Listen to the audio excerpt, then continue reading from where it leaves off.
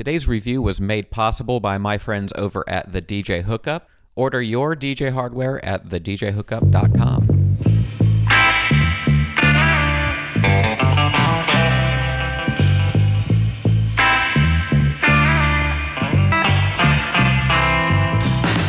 What's up, passionate DJs? I'm excited because I've finally gotten my hands on an OPUS-QUAD, and that's what we're going to be talking about today. Now, the Pioneer DJ OPUS-QUAD is a 4-channel standalone DJ system / DJ controller that kind of gives you a 4-deck solution to Rekordbox or Serato, but lets you do a 4-channel standalone thing without having to buy 4 CDJs.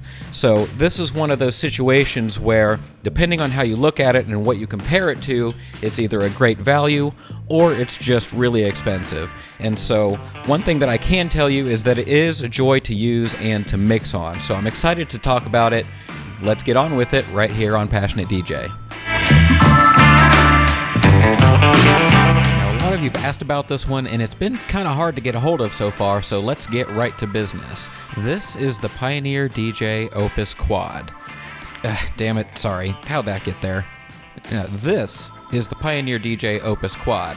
This new professional all-in-one DJ system gives access to 4-deck playback from a USB device or the cloud, provides inputs for turntables or CDJs, includes Bluetooth, which is great for taking the odd request, and will act as a fully featured DJ controller using Rekordbox or Serato software. The unit includes full-size jog wheels with a new grippy design, and they're outlined with RGB illumination, which is assignable per deck.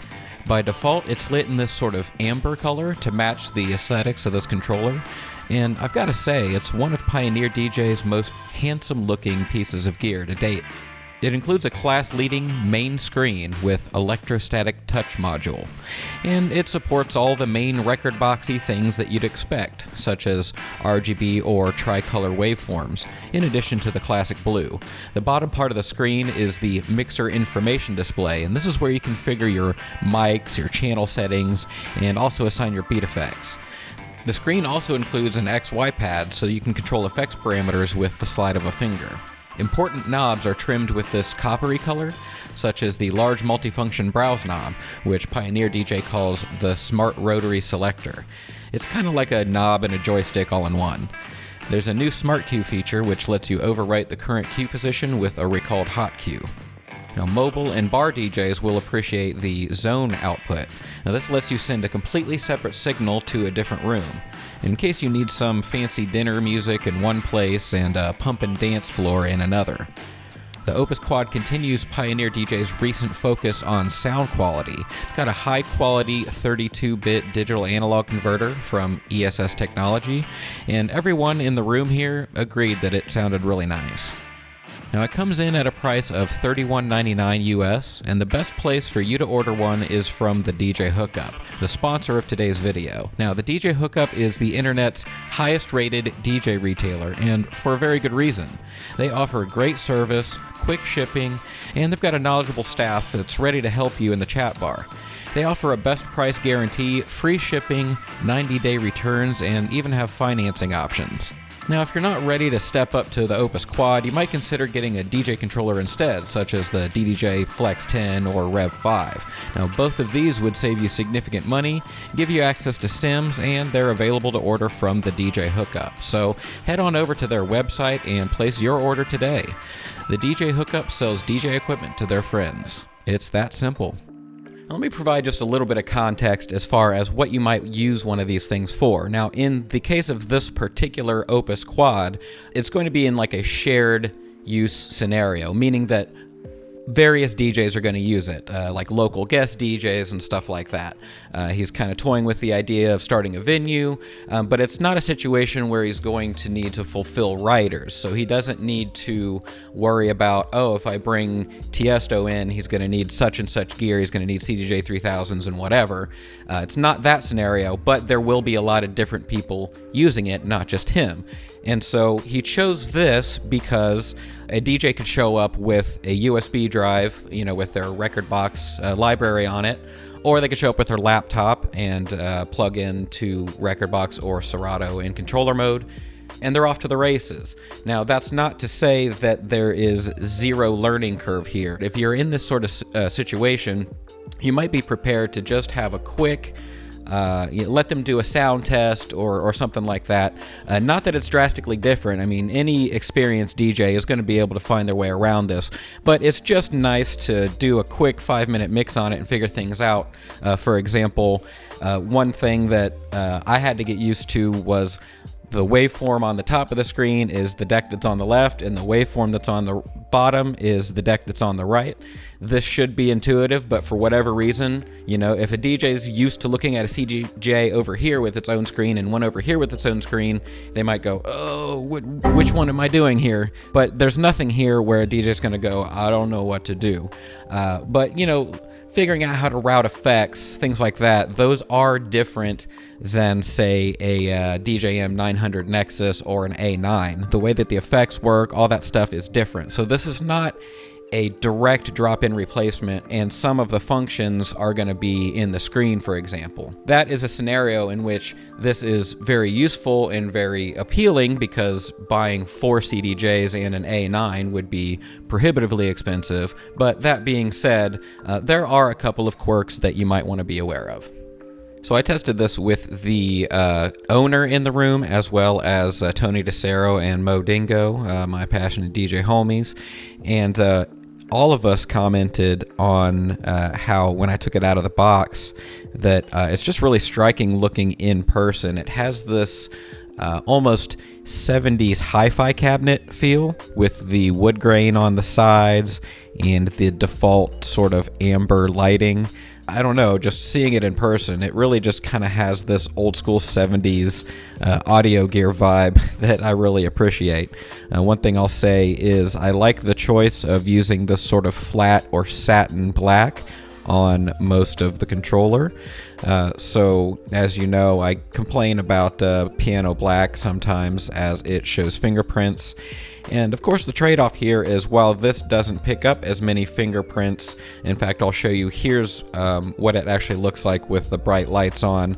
After we were all using it in the room for a while, you can see that there are a lot of fingerprints, but it's on the screen and on the jog wheels and places you would expect it, whereas most of the body of the unit is not so bad.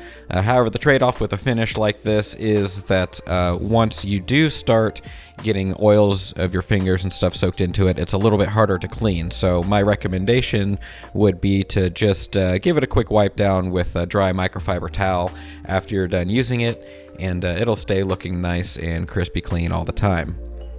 The 10.1 inch screen up here is huge and beautiful, looks great, works great. The touchscreen is very responsive. I really like the browse knob here. They've done a thing where it's directional, so you can move it side to side as well as twisting it so that you can browse through your folder structure and all that stuff, but it only takes up the space of this one knob right here. You have smaller auxiliary screens here on each deck so that you can see, your time remaining and all that kind of stuff, your loop information. So at a glance, you can look to the left or right and see that information while you've got your full stacked waveforms up here. You have these nice big old jog wheels, which work great. They do make a little noise compared to, say, CDJ 3000s, but they spin really well, as you can see, and they are adjustable for tension, which is great. The hot cues are located up here above the jog wheels, which I know some people prefer. I know they worry about leaning onto them or something. So you do get nice clicky buttons here, but you do not get beat pads. So these are great for hot cues and maybe less great for finger drumming. I really like the touches with these sort of coppery, bronzy knobs here that really just kind of sets off the aesthetics. This one is a beat loop knob. This is my favorite sort of loop setup, where you click the knob in and it immediately sets a loop, and then you twist it to the right or the left to change the size of the loop. I'll note that all the inputs, meaning the knobs and the sliders, all have some weight to them, which is nice. So everything feels like it costs what it does, if that makes sense. There's no cheap plasticky feeling. Everything has just that little bit of resistance. The crossfader feels good. We did do a little bit of scratching here in the room and compared it to the Magvel Fader Pro that Tony has on his DJM S7. While it's not as slick smooth as that, this was perfectly functional for doing some scratching. So of course it doesn't have motorized tables or anything like that, but if you like to do some controller scratching, this is up to the task. Just make sure you turn down your latency if you're using your laptop like I was and forgot to turn that down. I actually really like this easy access to the quantize button here because I know some DJs, this is either it's an on or off thing. They kind of set it or forget it. But I'm the kind of DJ who turns this on and off. If I'm just queuing tracks and playing dance music, I want it to start on the beat. But if I'm doing something creative or finger drumming or scratching or messing around, then I want to turn this off. And so having quick access to that, I think is a good thing, meaning I'm glad they made it a hardware button rather than a function of the screen. Speaking of the screen, it is pretty intuitive and easy to use, but you will want to spend a few minutes with it before going live just to kind of figure a few things out. For example, you do your deck assignments here on the screen rather than on a knob or a switch here. So for example, you can click this, you could do your crossfader assignment, whether it's on the left or right, and then you engage your effects down here. And I did test playing real vinyl, and it was a hot enough signal even with old stuff from the 70s.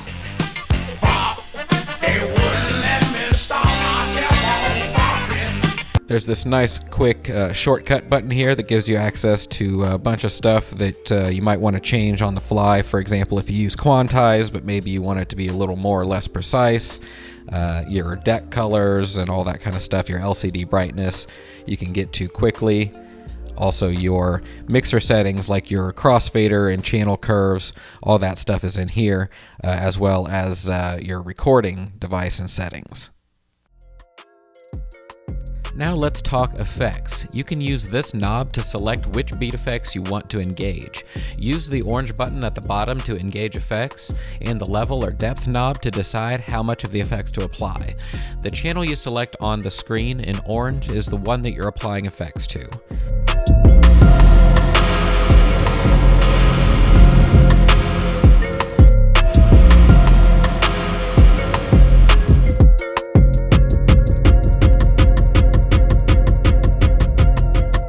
Then there's the XY pad, which you can engage using this button.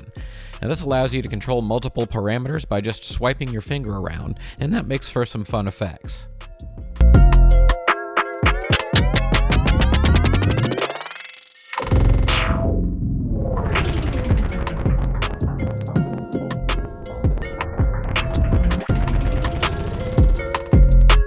And of course, there's our good old sound color effects, which are single knob effects, and it's also how you use your filters. Using this parameter knob, you can make the filter sound more harsh and squelchy, or more silky smooth and transparent.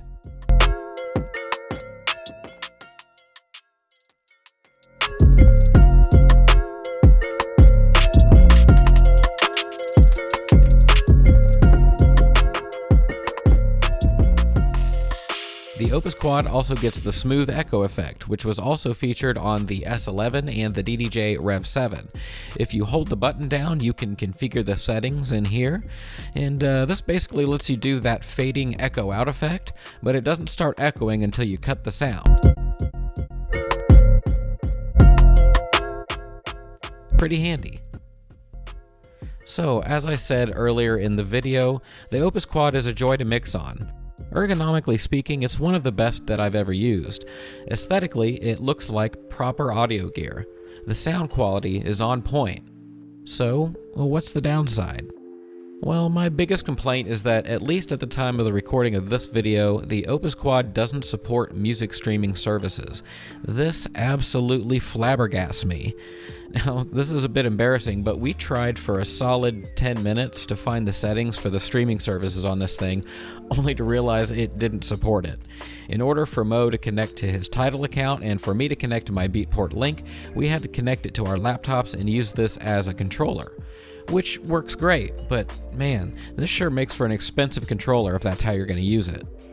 Also, for something so appealing as a multi-DJ device, the inclusion of a dual headphones queuing system would have been just the icing on the cake. So yeah, if you compare this to other standalones on the market, the price is gonna shock you. But if you're looking for it as an alternative to CDJs and a mixer, this might not be a bad choice. However, if you want to use streaming services or have easy access to stems, I'd recommend just going for a straight-up DJ controller and keep your laptop around for now. And there you have it, folks. That is the OPUS-QUAD. I really like this thing. Like I said before, it's really a joy to mix on. I really like the finish of it. I really like the size, even though it is large and imposing. The way that everything is spread out is just ergonomically sound. You know, everything is spread out. You get large jog wheels, you get a huge screen, but you also get the small individual screens so that you can, at a glance, see what's going on either deck. You get easy access to 4 decks in standalone mode, and you get a lot of great built-in features. So, you know, as for is it worth it? Is it worth the hefty price tag? Once again, it's going to depend on what you compare it to. If you compare it to competitors on the market, i.e. the Denon Prime 4 Plus, you're going to have a hard time justifying it because, at least of the recording of this video, this is still missing some features that Denon's flagship does. Particularly the lack of built-in streaming surprises me. But as it stands right now, you have to use a laptop and use this as a big giant controller to do that, which you get the same basic experience with this and it works great, but now you're adding the cost and the footprint of a laptop onto this, which is probably defeating the purpose of why you bought this in the first place. It makes for a really expensive DJ controller if that's all you use it for. That being said, it's a wonderful device. I love using it. I hate to give it back, but I'm going to have to. But if you want one, you should pick yours up at the DJ Hookup. So don't forget to go and order yours today. Get in their little chat bar and tell them that David from Passionate DJ sent you. That's a wrap. Thank you so much for watching, and as always, keep on spinning.